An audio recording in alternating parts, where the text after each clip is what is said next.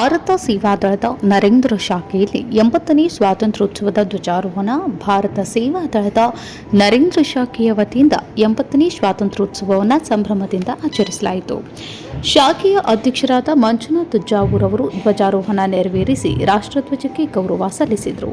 ಕಾರ್ಯಕ್ರಮದಲ್ಲಿ ಮಂಜುನಾಥ್ ತೀಲಾಪುರ್, ಸಂಜು ಕೋಟಿ, ಗುರುಪಾದ್ ಎತ್ತಿನಗುಡ್ಡ, ಹಿರಿಯರಾದ ಚಂದ್ರಗೌಡ್ ಪಾಟೀಲ್, ಈರಪ್ಪ ಗಂಟೆ, ಆತ್ಮಾನಂದ ಹುಂಬೇರಿ, ಬಸವರಾಜ ಸೂಗಿ, ಶನುಕ್ ಬಳಿಕೇರ್ ಸೇರಿದಂತೆ ಹಲವು ಗಣ್ಯರು ಹಾಗೂ ಮಾಜಿ ಸೈನಿಕರು ಭಾಗವಹಿಸಿದರು.